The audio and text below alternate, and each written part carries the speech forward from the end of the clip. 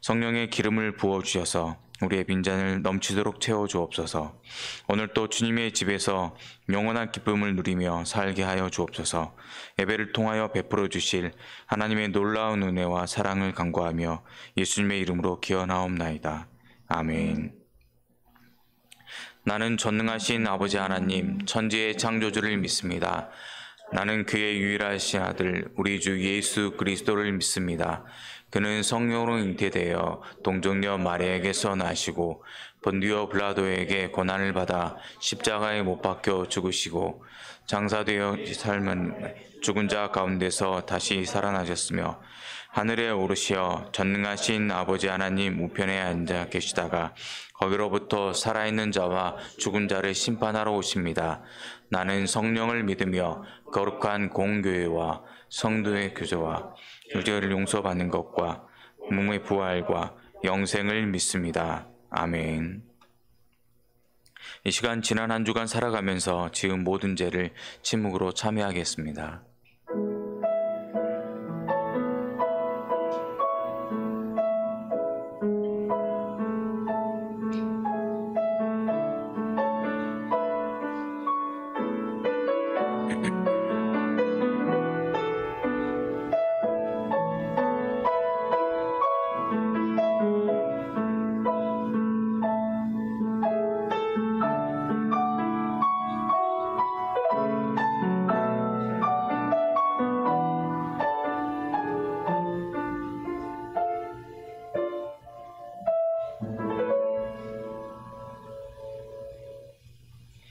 자신의 죄를 진정으로 참여하는 자에게 하나님께서 이렇게 말씀하십니다.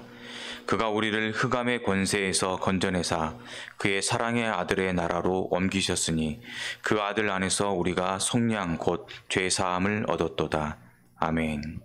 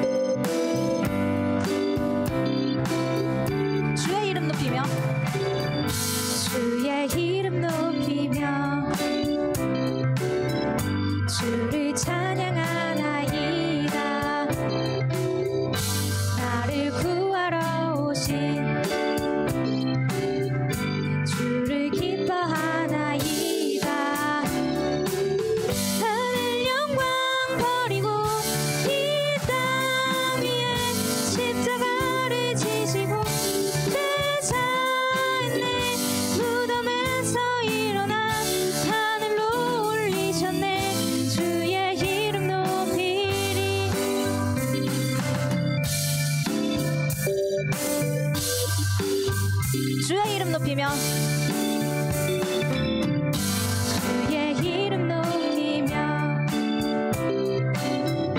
주를 찬양하나이다. 나를 구하러 오신 주를 기뻐하나이다. 하늘 영광 버리고 하늘 영광 버리고 이 땅 위에 십자가를 지시고 죄사했네.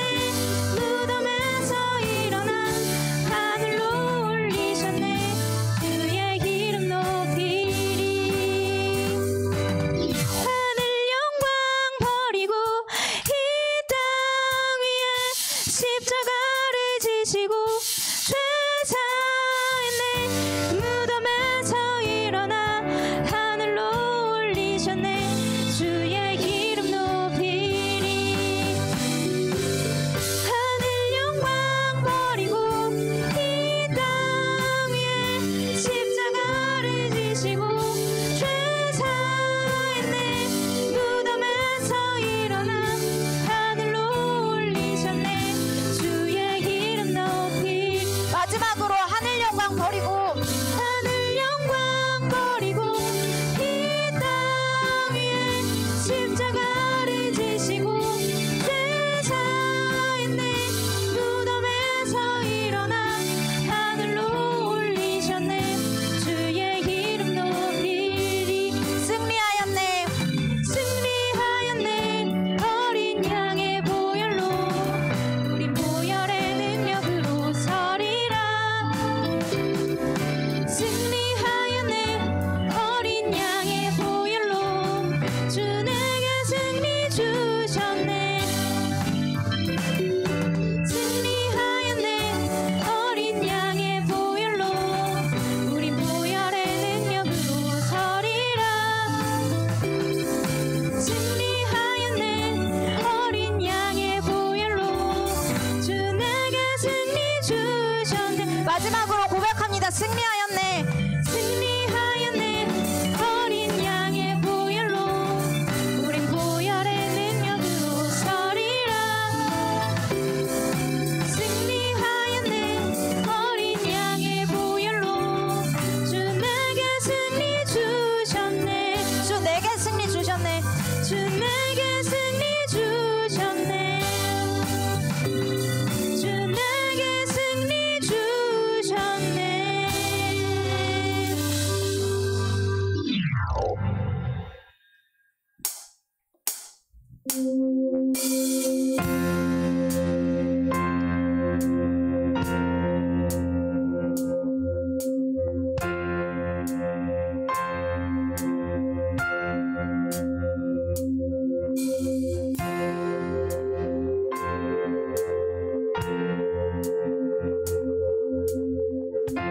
정결한 마음 주시옵소서.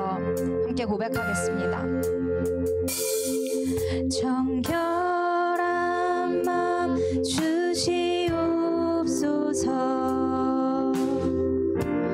오 주님,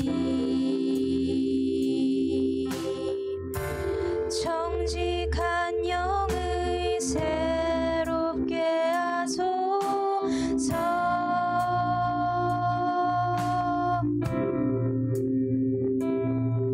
정결한 마음 주시옵소서.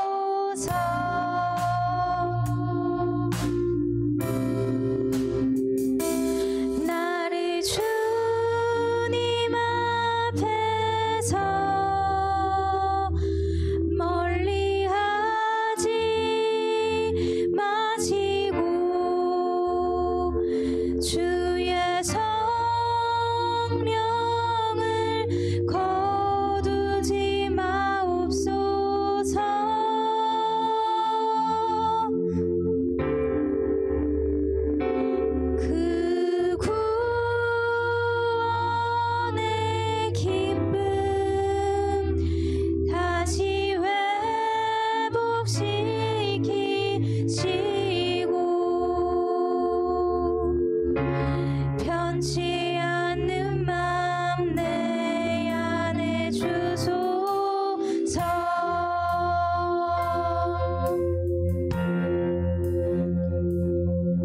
우리 다시 한번 전심으로 고백하겠습니다. 정결한 맘 주시옵소서.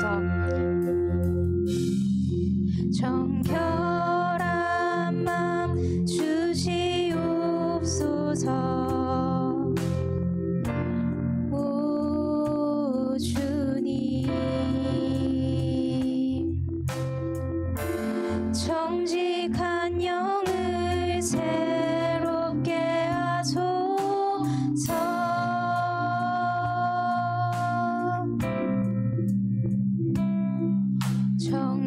정결한 맘 주시옵소서. 오 주님, 정직한 영을 새롭게 하소서.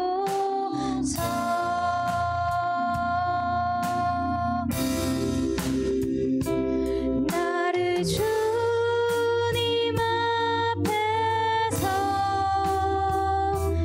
멀리하지 마시고 주의 성령을 거두지 마옵소서.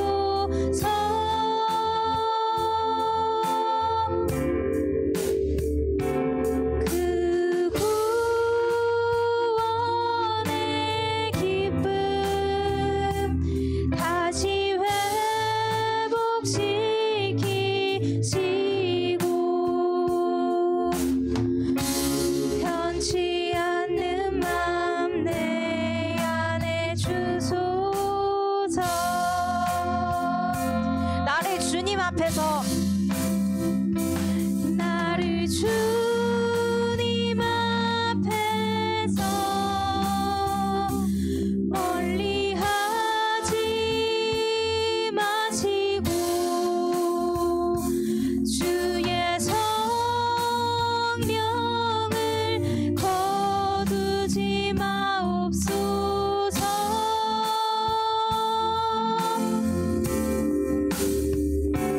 그 구원의 기쁨 다시 회복시키시고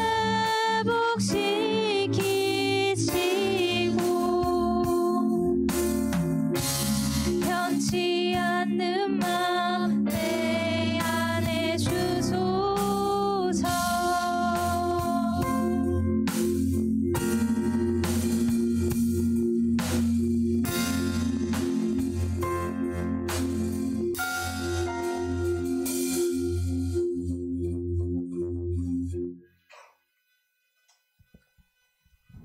거룩하시고 공의로우신 하나님, 예루살렘 찬양팀과 에클레시아 찬양대의 찬양 가운데 친히 임하여 주시고 우리의 찬양과 예배를 기쁘게 받아주시옵소서.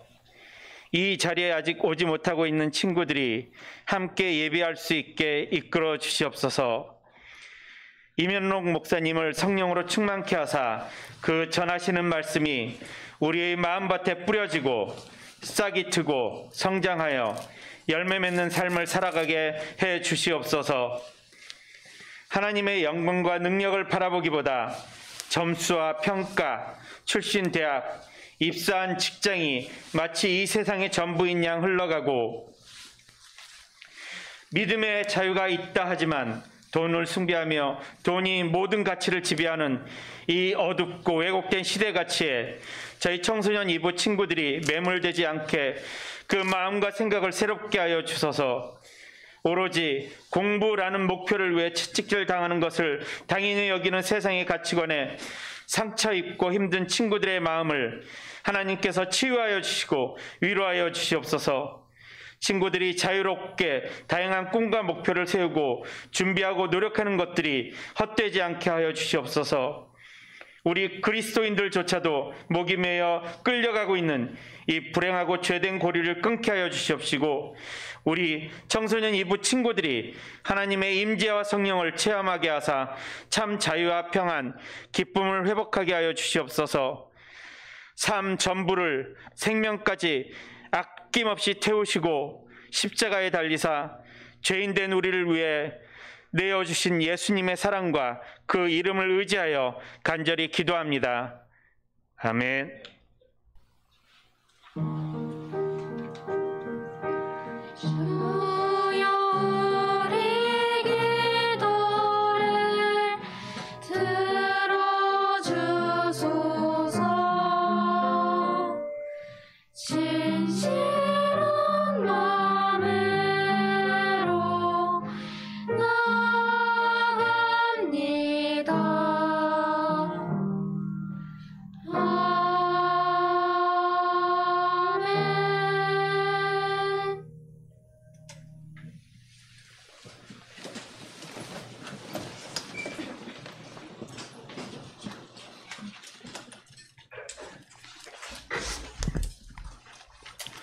오늘 하나님께서 저에게 주신 말씀은 민수기 19장 11절부터 20절까지입니다.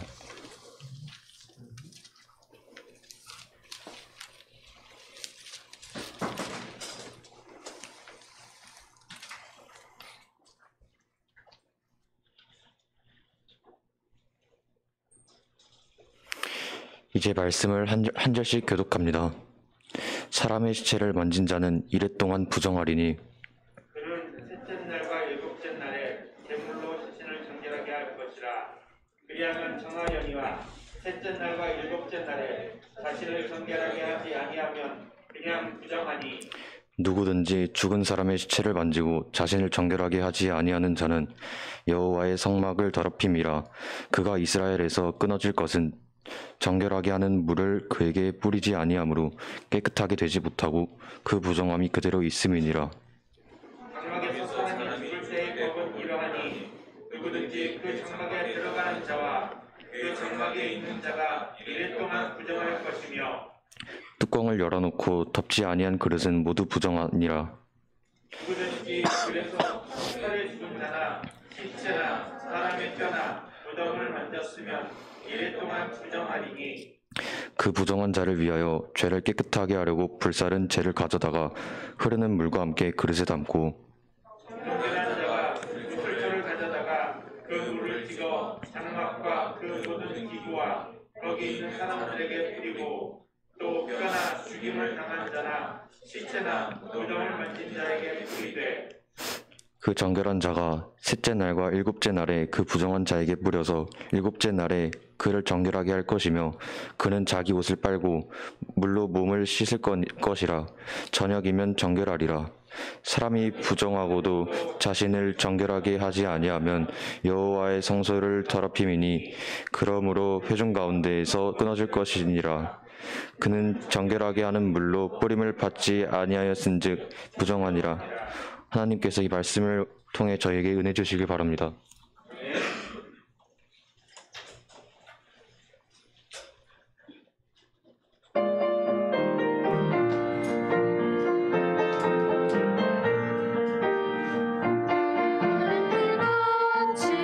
시들은 너의 영혼, 주님이 약속한 성령 간절히 기다리네. 반가운 빗소리 들려 천천히 춤을 추네. 봄비로 내리는 성령 내게도 주옵소서. 더러움이 마른 땅에 단비를 내리시는 성령의 단비를 부어 새 생명 주옵소서.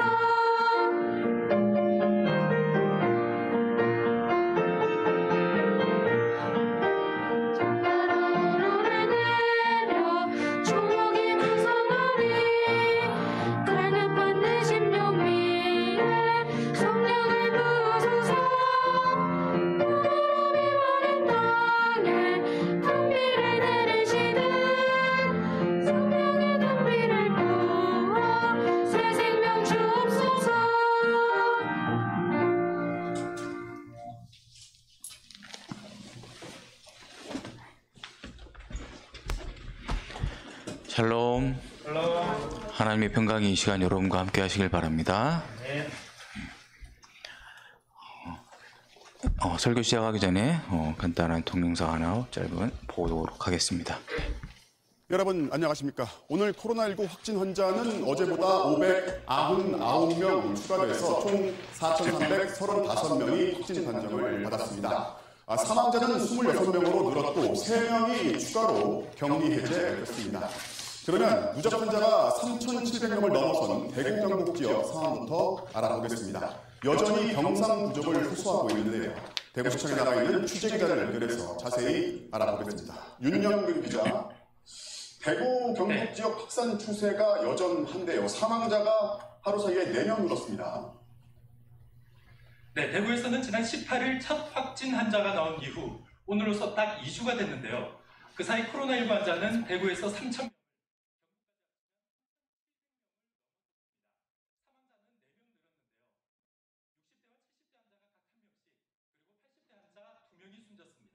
대부분 평소 앓던 병이 있었는데요. 이로써 이번 코로나19 사망자는 총 26명으로 늘었고 이 가운데 24명이 대구 경북에서 나왔습니다. 지금 신천지 교인들 검사가 진행되고 있는데 지금까지 나온 신도들은 10명 중에 7명꼴로 확진 판정이 나왔다고요? 네, 신천지 대구교회의 경우 검사 대상 신도 1,500여 명 가운데 4,800여 명에 대한 검사가 진행됐습니다. 절반 정도 검사한 건데요. 이 중 결과가 나온 신도가 3,300여 명인데 68%인 2,200여 명이 확진 판정을 받았다고 대구시는 밝혔습니다. 대구에서는 또 연락이 닿지 않는 신천지 신도를 찾기 위해 경찰까지 투입됐지만 53명은 여전히 소재가 파악되지 않고 있습니다. 대구시는 또 신천지 대구교회가 보유한 부동산 현황을 다시 확인해 사택과 교인 숙소 등 5개 시설을 추가로 파악했는데요. 경찰과 함께 조사하기로 했습니다. 자, 그리고 선별진료소의 간호사가 확진 판정을 받았다는 소식이 있습니다. 네, 대구시 당구보건소의 선별진료소에서 검체 채취 업무를 수행하던 간호사 1명이 확진 판정을 받았습니다. 다른 병원에서 파견 나온 간호사였는데요. 당국은 일단 해당 보건소를 폐쇄하고 직원들에 대한 검사를 실시했습니다. 그리고 이틀 전 경북 김천교도소에서 교도소 재소자 가운데 첫 환자가 나왔는데요. 이 재소자와 같은 방을 쓰던 다른 재소자 2명이 추가로 양성 판정을 받은 것으로 드러났습니다. 지금까지 대구시청에서 MBC 뉴스 윤영균입니다. 네, 잘 보셨습니까? 우리가 2020년 3월 대구 경북 지역에서 코로나가 급격하게 전염되던 때의 뉴스입니다.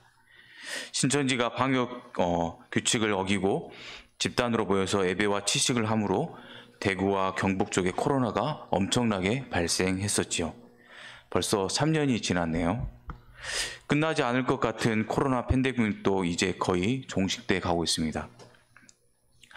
눈에 보이지 않은 작은 바이러스가 이렇게 무섭고 대단했고 우리의 일상과 역사를 바꿔놨습니다. 코로나 기간에 우리는 감염의 위험을 대비하고 방지하기에 많은 노력을 기울였습니다. 온 국민이 마스크를 쓰고 아직도 쓰고 계시는 분들도 있죠.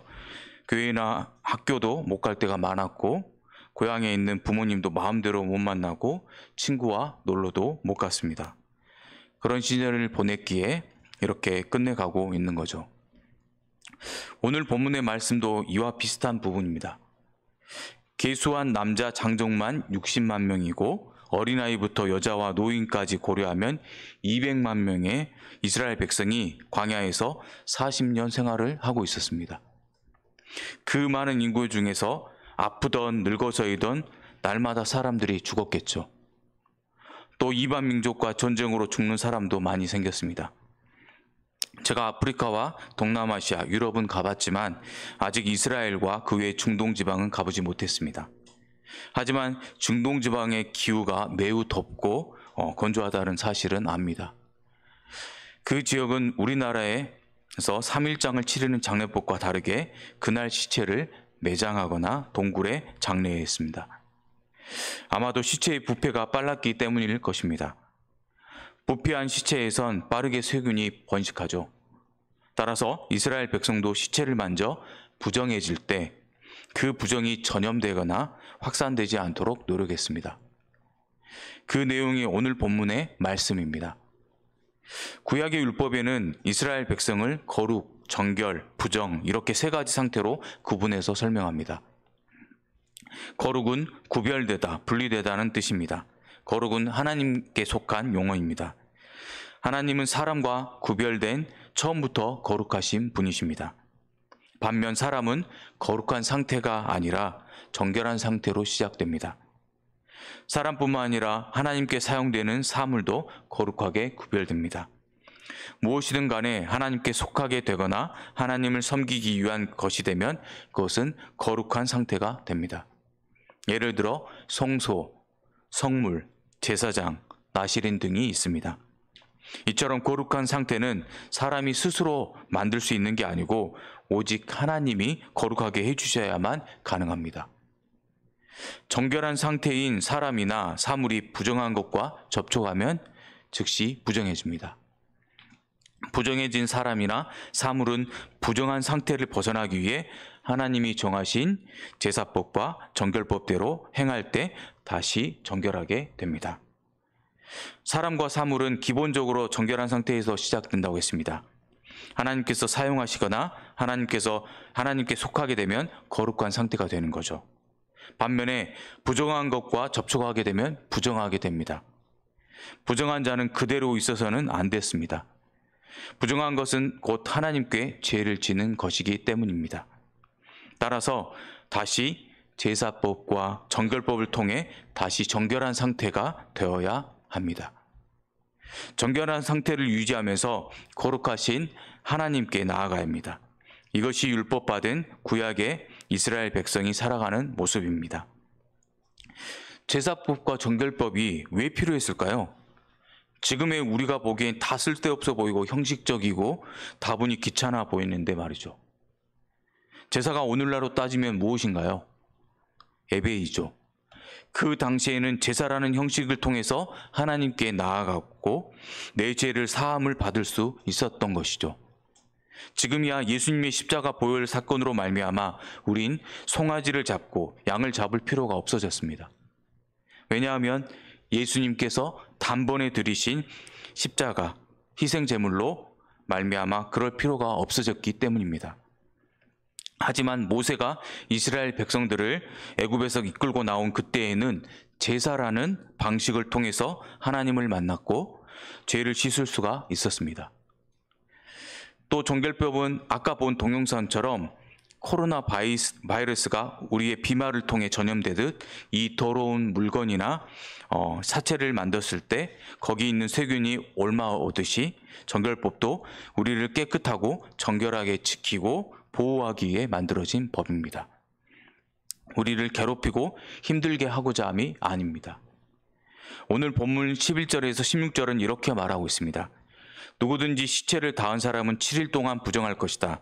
그는 이 암송아지 죄를 탄물로 씻어라. 그는 3일째 되는 날과 7일째 되는 날에 그 물로 몸을 씻어라. 만약 3일째 되는 날과 7일째 되는 날에 그 물로 몸을 씻지 않으면 그는 깨끗해질 수 없을 것이다. 누구든지 시체에 닿는 사람은 부정하니 그가 부정한 채로 여호와의 성막에 가면 그 장막도 부정해질 것이다. 그러므로 그런 사람은 이스라엘 중에서 끊어질 것이다. 깨끗하게 하는 물을 그 사람에게 뿌리지 않으면 그 사람은 여전히 부정할 것이다. 장막에서 죽은 사람에 관한 규례는 이러하다. 누구든지 그 장막에 있거나 그 장막으로 들어가는 사람은 7일 동안 부정할 것이다. 어떤 그릇이든지 뚜껑이 덮여있지 않으면 부정할 것이다. 누구든지 칼에 맞아 죽은 사람이나 그냥 죽은 사람의 시체를 만지면 부정할 것이다.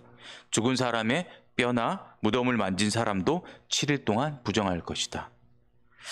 죽은 시체와 접촉을 한 고대 이스라엘과 고대 중동 지방의 대부분 지역에서는 심각한 오염 형식으로 인식되었습니다. 사람이 장막 안에서 죽었을 때 그 안에 있었거나 장례를 치르러 그 안으로 들어간 사람, 들판에서 시신이나 죽은 사람의 뼈나 무덤에 몸이 닿은 사람은 7일 동안 부정했습니다. 심지어 죽은 사람이 있던 장막에 뚜껑을 덮지 않은 채 두었던 그릇도 부정해졌습니다. 죽음의 부정함이 이토록 강력한 이유는 하나님의 생명과 반대 극단에 있는 현상이기 때문입니다. 우리가 사는 세상은 가장 강력한 부정인 죽음이 일상일 정도로 정결하고 거룩한 본래의 창조 세계에서 멀어져 있습니다. 하나님의 생명을 지닌 사람은 하나님의 생명에서 벗어난 세상의 현상을 분별하고 그것을 당연한 것이 아닌 부정함으로 인식해야 합니다. 여러분, 감기나 코로나 걸리면 얼마 정도 아프고 낫던가요? 코로나 확진 판정을 받으면 7일 격리를 해야 하죠. 그리고 감기도 마찬가지입니다. 이런 말이 있습니다. 감기 걸리고 약 먹으면 일주일 만에 낫고 약 먹지 않으면 7일 만에 낫는다는 이야기입니다. 일주일이나 7일이나 똑같은 날짜인데 무슨 뜻일까요? 감기의 종류가 너무 많고 다양해서 약을 먹든 안 먹든 7일 정도 지나면 낫는다는 말입니다. 그리고 감기나 코로나에 걸렸을 때 최고의 약은 잘 먹고 푹 쉬는 것이 가장 좋다고 여기 우리 의사 선생님도 계시지만 의사들도 그렇게 이야기합니다. 시체를 만져서 부정해진다는 것은 어떤 죽을 병이 걸린다는 말이 아닙니다. 부정한 자는 거룩하거나 정결한 상태에서 벗어나 하나님 앞에 설 수 없다는 뜻입니다. 왜 거룩하거나 정결한 상태로 있는 것이 중요할까요? 좀 전에 설명한 것처럼 부정한 상태가 되는 것은 죄를 지은 것과 같기 때문입니다. 그렇게 되면 우리 하나님께 가까이 갈 수 없습니다. 하나님과 가까이 할 수 없다는 것은 곧 죽음을 의미하기도 합니다. 그렇기에 이스라엘 백성은 부정해지면 항상 정결한 상태가 되어야 했습니다. 이것이 생명을 유지할 수 있는 유일한 방법이자 복을 받는 방편이기 때문입니다. 그럼 어떻게 정결해질 수 있을까요? 17절에서 19절의 말씀입니다. 그렇게 해서 부정해진 사람은 태워드리는 제물인 번제물에서 거둔 죄로 깨끗하게 하여라. 그러려면 항아리에 죄를 넣고 거기에 깨끗한 물을 부어서 깨끗하게 하는 물을 만들어라. 깨끗한 사람이 우슬초를 그 물에 담갔다가 장막과 모든 기구와 그 안에 있던 사람에게 뿌려라. 그리고 사람의 뼈나 죽임을 당한 사람이나 시체나 무덤을 만진 사람에게도 뿌려라.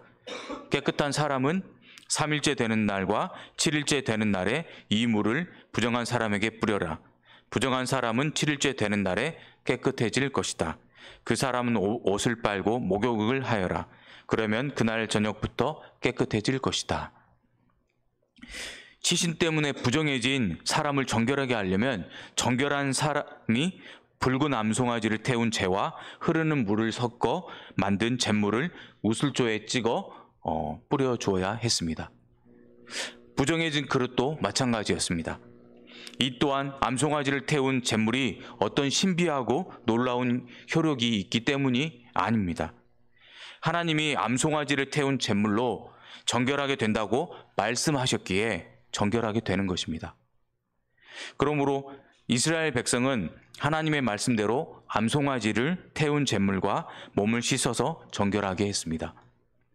이렇게 부정한 상태에서 벗어나기 위해서는 하나님께 바친 잿물을 태운 재를 가져다가 샘물과 함께 그릇에 담아야 했습니다.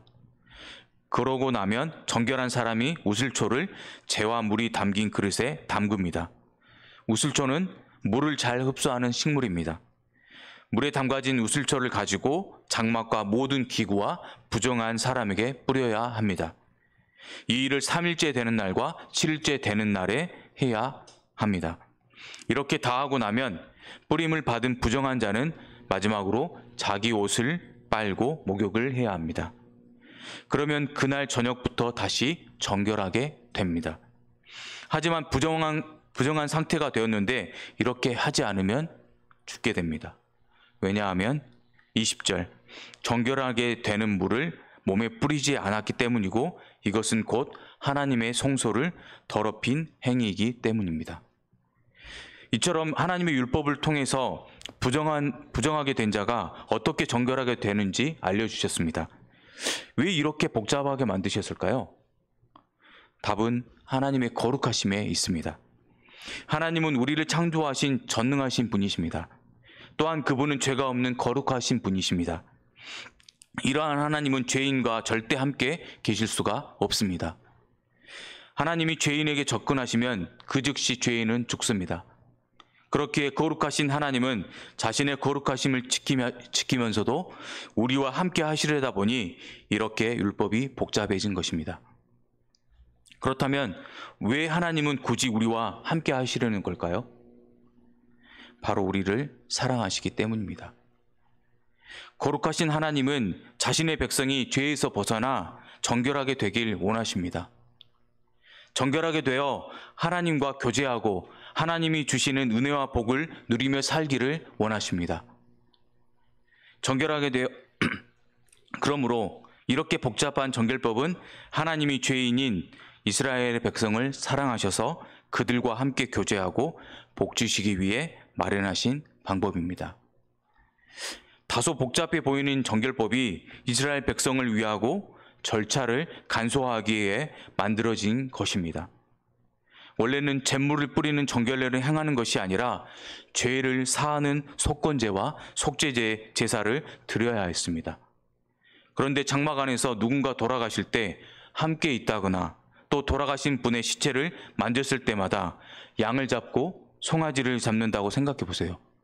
얼마나 불편하고 경제적으로도 힘들었겠어요. 그런 일을 간소하고 줄인 것이 바로 정결법입니다. 그리고 정결법은 시체와 접촉하는 자들이 부지 중에 장막을 더럽히지 않게 하려고 바로 이런 정결례를 해왔던 것을 알 수 있습니다. 사람들은 뭔가 깨름직한 것과 접촉할 때 마음속에 정말 두려움을 느끼기도 한답니다. 미국의 학자인 마사 너스바움은 인간이 어떤 것들을 혐오하는지에 대한 분석을 한 바가 있는데, 사람은 역겨워 보이는 물질과 접촉함으로써 스스로 불결해지지 않을까, 오염되지 않을까 하는 두려워하는 마음이 내면 속에 있다는 것입니다. 그래서 인간에게서 나오고 있는 점액들, 이러한 것들이 뭔가 부패한 것, 불결한 것, 이런 것들을 상기시키기 때문에 그런 인간의 몸에서 나오는 것들을 사람들은 꺼려하고 혐오한다고 합니다. 어쨌든 이렇게 시체와 접촉한다고 하는 것, 이것은 굉장히 위생학적으로나 의례적으로 볼 때 부정한 일처럼 고대인들은 그렇게 여겼음을 알 수 있습니다. 사람의 시체를 만지는 사람들은 이래 동안 부정했다 이야기하고요. 그 때문에 3일과 7일에 정결 예식을 해야 진 안으로 들어갈 수 있었습니다. 왜냐하면 고대 근동 사람들은 죽은 자들이 귀신이 된다고 여겼기 때문에 조상의 귀신을 잘 섬기려고 했는데, 성경은 죽은 사람이 귀신이기 때문에 부정하다고 말하는 게 아니라 그저 죽음이 사람을 부정하게 할 뿐이라고 여기고 있습니다. 장막 안에서 사람이 죽은 경우는 어떻게 해야 할까요? 그 장막 안에 있던 사람들과 뚜껑이 열린 채 담긴 그릇의 음식도 부정하다고 말합니다. 정화의식이 필요했습니다. 들에서 칼에 죽은 자나 시체나 사람의 뼈나 무덤과 접촉한 사람도 부정하다고 말합니다. 그들은 흐르는 물과 정결한 재를 가지고 정결의식을 해야 했습니다. 꼭 제사장이 아니어도 괜찮습니다. 정결한 사람이 우슬초를 가져다가 그 물을 찍어서 장막과 모든 기구와 사람들에게 뿌리면 그것은 정결한 것으로 간주했습니다. 앞에서 얘기한 것처럼 물을 뿌린 그 사람도 저녁까지는 부정하기 때문에 자기 옷을 빨아야만 했습니다. 가만 생각해 보면 굉장히 번거로운 절차인 것처럼 보입니다. 그러나 그들은 삶을 정결례함으로 함부로 살지 않기 위한 장치들을 만들어냈다고 볼 수 있습니다. 삶이 의례가 될 때 사람들은 그 의례를 통해 자기의 삶을 성찰하고 자기가 깨끗함을 위해 부름받은 사람임을 늘 자각하게 되어 있습니다. 그럴 뿐만 아니라 나의 삶이 누군가에게 영향을 미친다는 사실을 두려움으로 자각해야 했습니다. 나의 부정함이 다른 이들을 오염시킬 수 있다는 사실을 자각한다는 것, 이것은 오늘 우리에게도 매우 중요한 의미를 갖는다고 볼 수 있습니다. 내가 만약 우울하다면 나의 주변에 있는 사람도 우울하게 만들죠. 내가 가지고 있는 누군가의 부정적 감정이 드러날 때 그와 무관한 어떤 사람들 마음속에도 부정적 감정이 일어나는 것을 볼 수 있습니다. 사람의 삶은 이렇게 연결되어 있습니다. 그 때문에 때때로 의례를 통해 정화하는 이 장치들이야말로 사람들이 공동체를 이루어 살아가는데 매우 필요한 지혜가 아닌가 생각을 해봅니다. 고대인들의 그 정결례가 오늘 우리에게 무의미한 것처럼 보여도 그것이 오늘 우리의 삶 속에서 던지는 교훈이 있음을 잊지 말아야 하겠습니다. 예수님 당시 가장 깨끗하다고 여기는 바리새인과 제사장들을 향해 예수님은 너희보다 더러운 사람은 없다고 말씀하셨습니다. 그러자 바리새인들은 예수님에게 말합니다. 왜 당신의 제자들은 손도 안 씻고 식사를 하냐고요. 주님은 입으로 들어가는 게 더러운 게 아니라 입에서 나오는 게 더러운 거야. 너희들이 깨끗한 음식을 먹어도 뱉어내는 생각들과 말들이 더럽다면 거룩할 수 없다는 것이죠. 그렇습니다. 바리새인들은 율법을 칼같이 지키던 자들입니다. 하지만 그들은 가장 더러운 사람들이었습니다. 이토록 복잡한 정결례를 다 지킴에도 불구하고 인간은 거룩해질 수가 없습니다. 주님께서 이 땅에 오셔서 당신의 피를 들이심으로 단번에 제사를 끝내게 하심으로 이제 우리들은 시신을 가까이 했다고 물을 뿌릴 일도 없고 예배당에 들어오기에 일주일씩 기다리는 일도 없어진 것입니다. 그렇습니다. 붉은 암송아지 잿물이 바로 예수님의 보혈이 된 것입니다. 그러므로 여러분이 예수님으로 말미암아 거룩해진 것을 믿으시길 바랍니다.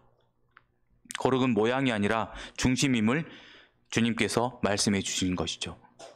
그러므로 그리스도의 피, 보혈은 우리를 깨끗해 하는 단 하나의 세제요, 소독제라고 말할 수 있겠습니다. 전 여러분이 그 보혈의 능력을 의지하길 바랍니다. 그분의 피는 곧 생명입니다. 그분의 생명이 우리 안에 들어오면 죽음이 떠납니다. 누군가의 거룩함이 와야 우리의 부정이 떠난다는 말입니다. 십자가란 예수님의 거룩함이 우리 안에 흘러 들어오는 사건이요, 우리의 죄가 빠져나가는 사건입니다. 그래서 우리는 왕 같은 제사장이 된 것입니다. 그렇다면 우리 또한 세상 가운데 제사장으로 파송될 때 우리 안에 있는 거룩이 세상을 깨끗해 하는 일이 예수님처럼 일어나길 소망합니다. 기도하겠습니다. 사랑과 은혜가 풍성하신 하나님 아버지, 하나님 율법의 규정은 오늘을 사는 우리들에게 참으로 낯설기만 합니다. 어떤 사람을 부정하다고 규정하는 것은 폭력처럼 여겨지기도 합니다. 하지만 율법 속에 담긴 깊은 뜻은 공동체의 안전과 존속임을 깨닫습니다. 번거로운 의례와 절차를 행하는 동안 이스라엘은 자기들이 언약 공동체에 속해 있음을 자각했을 것입니다. 우리들은 죄를 짓고 부정을 저지르고도 참여할 줄 모릅니다. 그로 인해 우리의 사회를 병들게 만들었습니다. 주님, 우리를 불쌍히 여기시고 행여라도 우리가 다른 이들에게 죄의 용기를 주는 사람이 되지 않게 우리를 지켜주옵소서. 붉은 암송아지 잿물처럼 우리를 속량케 하시고 정결케 하시는 예수님의 이름으로 기도합니다. 아멘. 일어서서 봉헌 찬송 부르며 헌금을 드리겠습니다.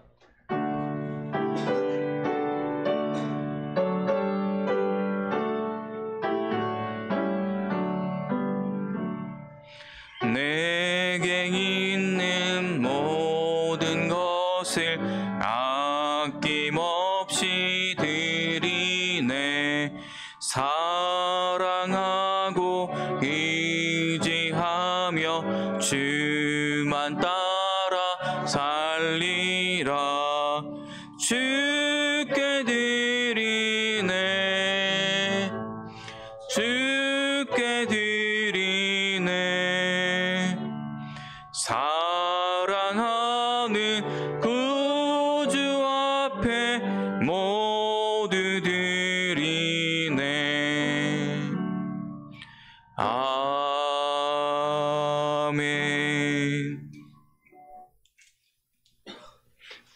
사랑과 은혜가 충만하신 하나님 아버지, 우리를 정결하게 하고 거룩하게 하시려고 붉은 암송아지가 되어 주심을 감사합니다. 그 큰 은혜를 느끼고 감사한다면 우리 역시 주님처럼 그렇게 살아가길 원합니다. 주님께 예물을 드리는 이 시간, 우리의 물질뿐만 아니라 몸도 마음도 드리는 시간도 드리는 우리가 되게 하옵소서. 형식적으로 드리는 헌금이 아니라 우리의 정성을 모아 드리는 귀한 봉헌이 되게 하옵소서. 중간고사를 마치고 다시 예배에 나오는 것이 아니라 시험 기간에 상관없이 주님께 예배를 드리는 정릉교회 청소년 2부 학생들이 되게 하옵소서. 예수님의 이름으로 기도합니다. 아멘.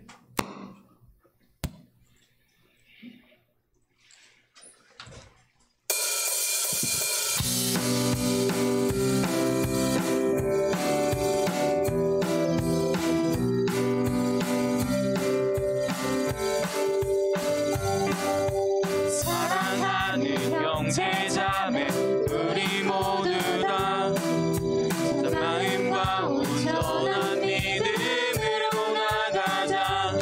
서로 돌아보며 사랑과 선행을 행하며 그날이 가까울수록 우리 더 나가자.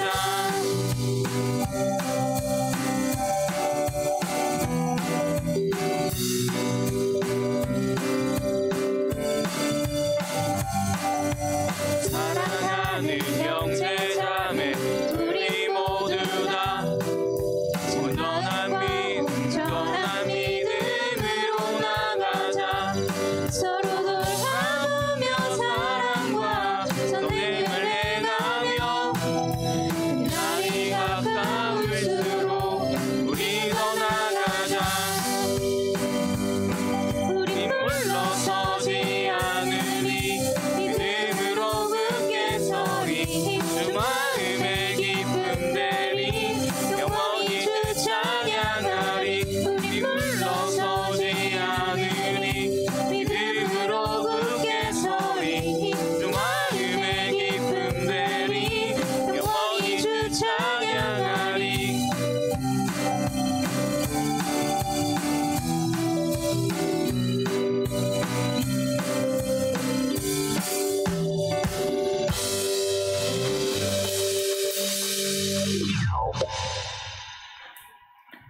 이제는 우리 구주 예수 그리스도의 은혜와 하나님 아버지의 크신 사랑과 성령의 역사하심과 교통하심이 죄로 얼룩진 우리 가운데 거룩함을 흘려보내셨고 세상 가운데 거룩함을 전하고자 하는 주의 백성들에게 지금부터 영원히 함께 하시기를 간절히 축원하옵나이다.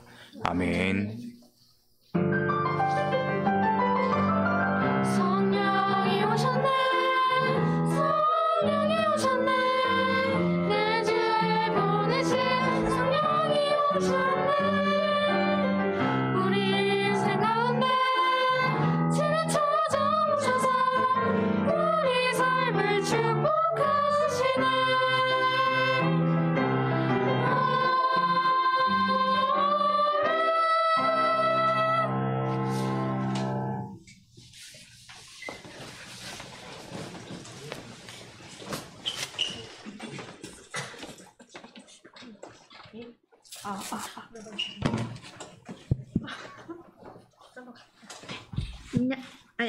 안녕하세요. 안녕하세요. 오늘 광고 시작하겠습니다. 네, 한 주간 시험 기간이었을 텐데 열심히 청매하신 멋쟁이 분 있으신가요?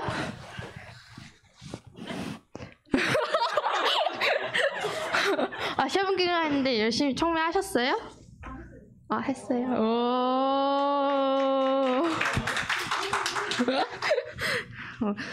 네. 다음 주에 청매 3, 4월호 확인하고 다음 주에 청매 시상이 있으니까 조금 늦은 것 같긴 한데 한 주간도 열심히 오늘이 끝이고 오늘까지 청매 열심히 기록해 주셨으면 좋겠습니다. 네, 그리고 오늘 5월 6월 호 배부가 되고 또 얘가 가정예배지도 5월 6월 호가 배부가 됩니다. 네. 한 2달간도 열심히 하나님과 함께 동행하는 삶 살기 바랍니다. 네, 그다음 오늘 성경 가져오신 분들 있으실까요? 성경책 좀 보여주세요.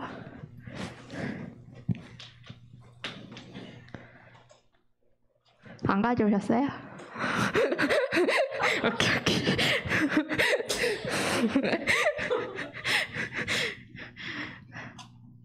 가져오셨어요? 오. 유진이가 오늘 안 왔네? 네, 성경책 그 예배 시간에 성경책이랑 꼭 진짜 세트로 막 자기 몸인 것처럼